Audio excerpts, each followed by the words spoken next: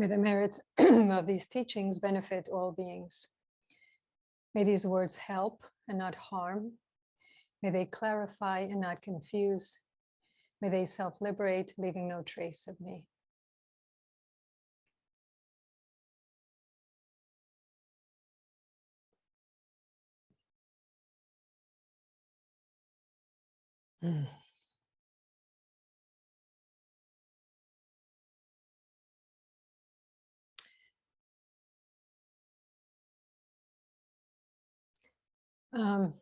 In the most recent newsletter I sent, I said that every once in a while, when I feel that my practice needs a little inspiration, I turn to the story of the Buddha's enlightenment.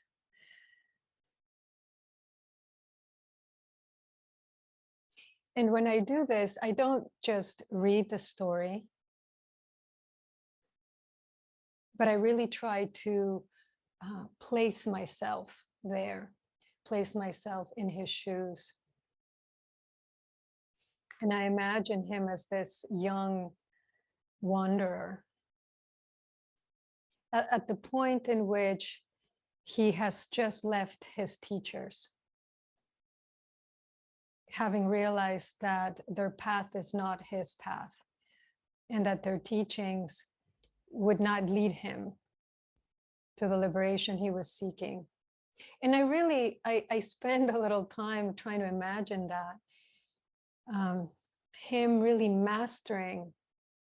There's at least 2 or 3 that are mentioned specifically in the sutras, where he practiced intensely with them.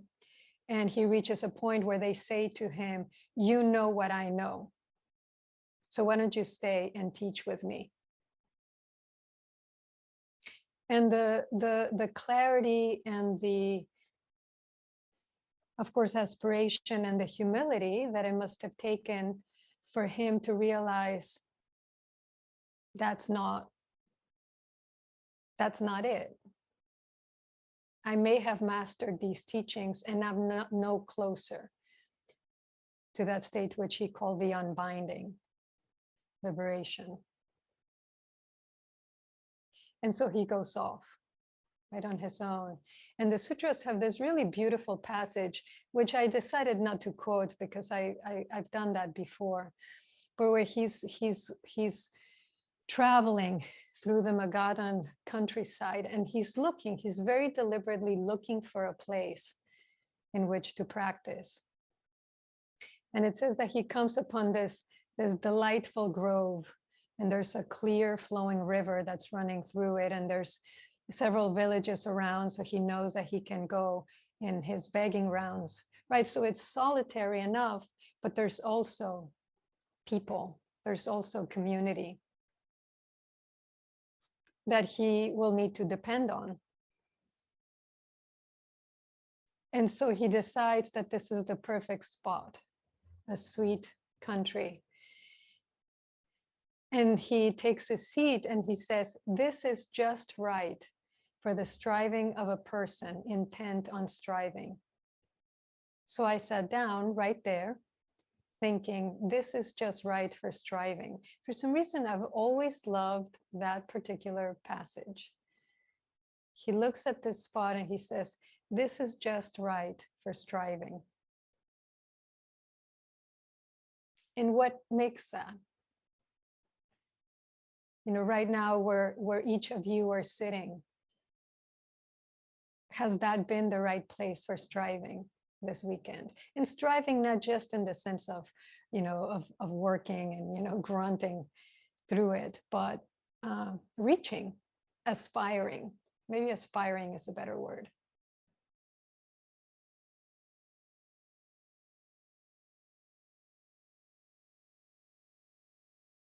Wallace Stevens has a poem, "The Well-Dressed Man with a Beard," and I have quoted this before. He says, after the final no, there comes a yes. And on that yes, the future world depends. No was the night. Yes is this present sun. And later, one thing remaining infallible would be enough. Ah, Dolce Campagna of that thing. Dolce Campagna, honey in the heart. And Dolce Campagna is that sweet country, that infallible thing that would be enough.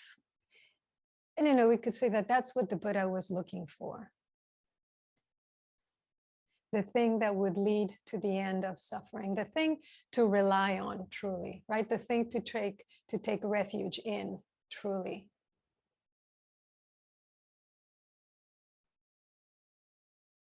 And after looking for that spot with others, right, and with their teaching and deciding that's not it, he finds this little piece of land, this sweet country, honey of the heart.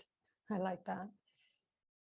And he sits down, even though ultimately he must have known that that sweet country, of course, is inside, is not outside. But because he was the Buddha to be, he must also have realized, yes, but it helps. It helps to have a place to practice, right? We know that. We know that. Whether it's that little corner in your room, or it's a whole zendo.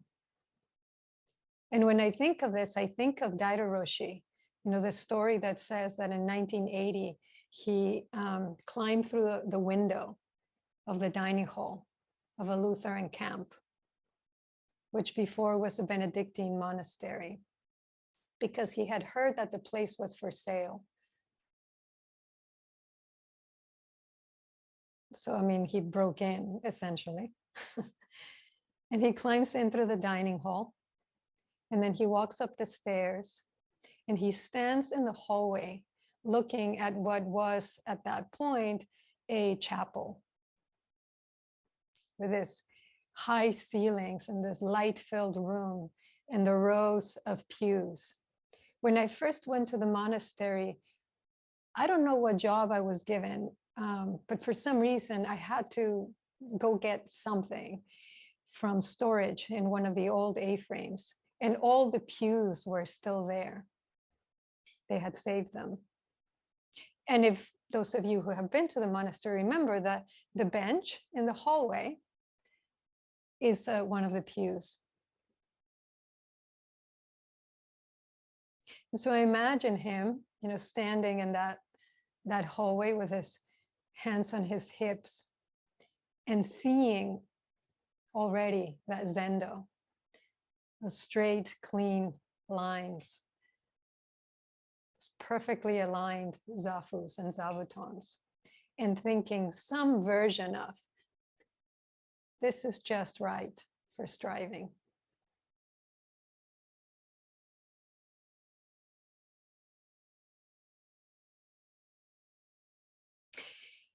And there are a couple of different versions in the sutras.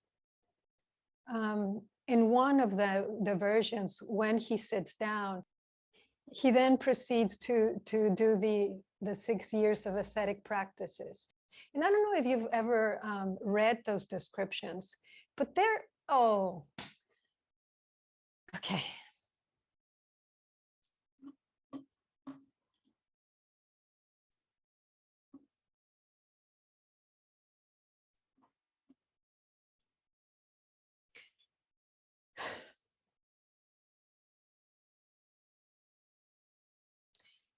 I don't know if you've read, the descriptions of the ascetic practices, but they are something. He goes through a period where he decides he's going to stop breathing to see how long he can go without breathing. And he describes this sound like, I think he says like thunder or like the wind in his head. And of course he passes out. So that doesn't last very long. And he describes eating less and less and less and less. And he gets to a point where his hair falls off at the roots just when he touches it because it's rotted. And he says when he touches his belly, he actually touches his spine. And when he tries to relieve himself, he's so weak that he just falls flat on his face. And at one point, he actually says, I have gone as far as any human being could go, right, without dying. I could not work any harder. And this has not taken me any closer to liberation. And so there's that moment in the sutras, it says that a young girl comes forward and gives him some rice gruel, and that he takes it, and that the ascetics that were practicing with him are just disgusted that he's now living a life of luxury. And actually it says that in the sutras. He's afraid they're going to think that now he's living a life of luxury because he took a little rice gruel. And so they abandon him, basically. And there's that moment after the final no and before the first yes.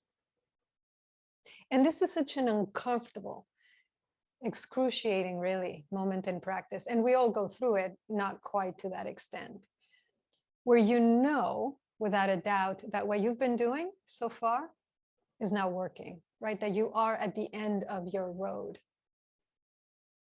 But you don't know yet what comes next. You don't know how to do what comes next. So it's painful and it's confusing. It's scary. But I think, especially if you have Sangha, they remind you that after that final no, there comes a yes, that you can trust that.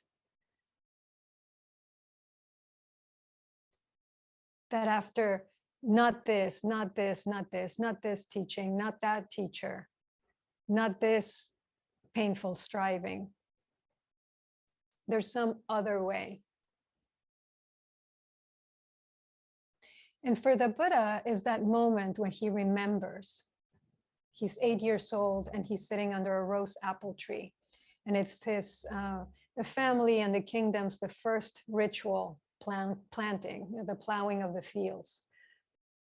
And it's the first time he's allowed to go. And it's hot and it's crowded. And so he takes shelter under a tree. And he's looking at the scene and he's looking at the oxen being driven, and he sees an eagle grabbing a mouse and eating it. And he sees all this life and all this death and all this striving and suffering. And he's wondering, what is all of this? And at 8 years old, he very naturally goes into this easeful and deep state of meditation. And he comes out of it, and at least in one version, he says to his mother, all this chanting that we do, all the chanting that the Brahmins do, that's not it. That's just, that's not helping. I wonder what the parents thought, when he said that. And so now he's something like 20, roughly, I think 20 years later, no, a little more, 25. And he remembers this time. He remembers this zazen, and he thinks, could this be the path to awakening? Could this be the path to freedom? I remember this when my zazen feels difficult, when it feels long, when it feels painful. After all those years of study that the Buddha did, all those years of intensive practice, this is what he returns to, his body and mind. A very simple stillness and silence. And that is the point where he resolves to not move from his seat until he has realized himself.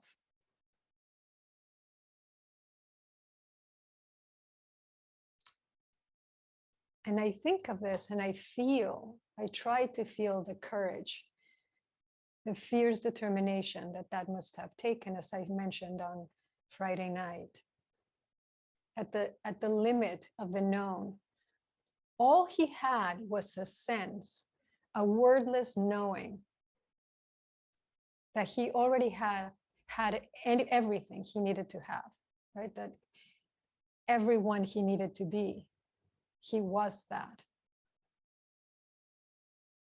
And so he sat, silent and unmoving. And then Mara's armies come, right? And they wage war, as they do with all of us, with every weapon they have. Greed and desire, lust, thirst, doubt, especially self-doubt, especially self-doubt. That's the biggest one, actually, right? When the Buddha is saying to him, who do you think you are to awaken? What makes you think you can do this? And he sits hour after hour, day after day, facing these demons and staring them down. And then finally, he touches his hand to the ground, asking the earth to be his witness. And he looks Mara in the face, which is really looking at himself. And he says, I know you. I know you, house builder. And now your rafters are broken. Your ridgepole is destroyed.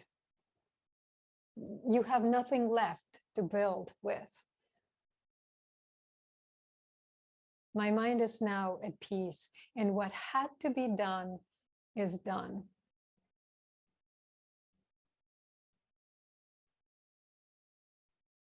Jesus' last words were, it is finished. Right? These great religious myths, religious stories. What had to be done is done.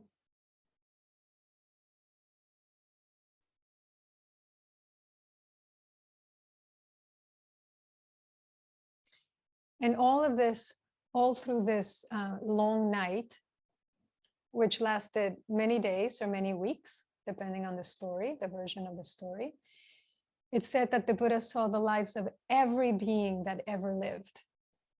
And he saw every one of his lives and his deaths. And he understood that everything is interconnected, right? That in every cell of his body is an entire world. And that in every world, there's another cell which contains another world. There's a passage like that, in fact, in the Lotus Sutra, I believe, of this multiverse, essentially. And in each one, there's a little Buddha sitting on a mile-high throne.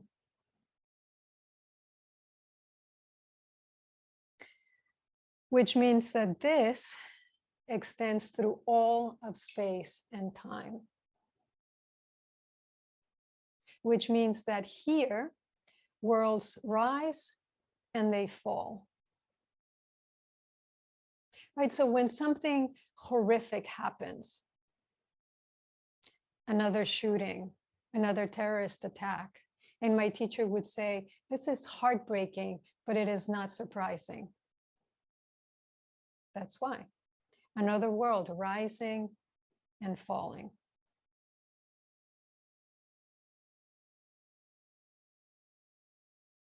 And he also saw how that happens.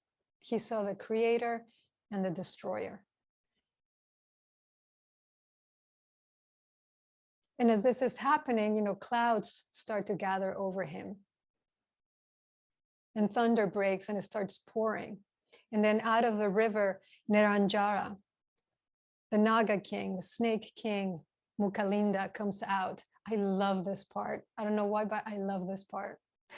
He comes out and he wraps himself, he coils himself 7 times around the Buddha's body. And he fans out his hood, kind of like a big umbrella over the Buddha to protect him. He says that is his vow. He's going to protect him from the elements as the Buddha is sitting. And so I imagine these two entwined, really, as the Buddha continues to sit. until the rain passes. And then Mukalinda takes human form and it pays obeisance, right, to the Buddha. And then he returns to his underwater kingdom.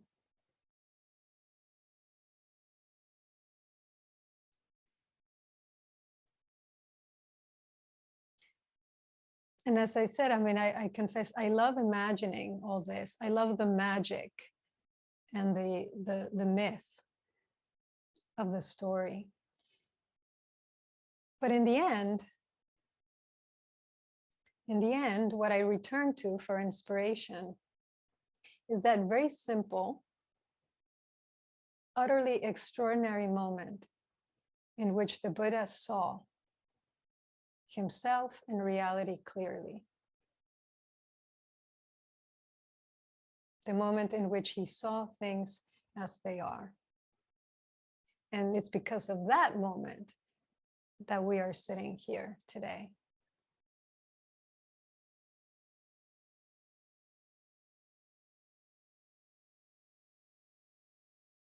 And I wrote, that when I think of this and I think, of my own life being just a tiny, tiny drop in the ocean that was the Buddha's life, I remind myself that being a drop, I am made of water, the same water.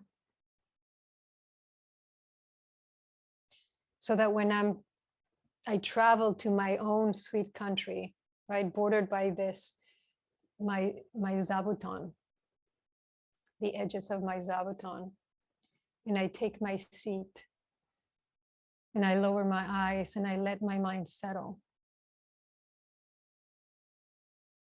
I remind myself for a moment of the power of vow, of the unimaginable, quite literally, unimaginable reach of a single yes. A yes on which the future world does depend. Every world depends. And so in whatever small measure, I too choose this yes.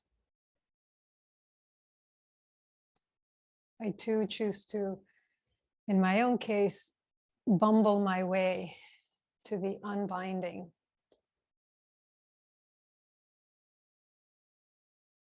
And to do that humbly for my benefit, yes, but also for the benefit of everyone.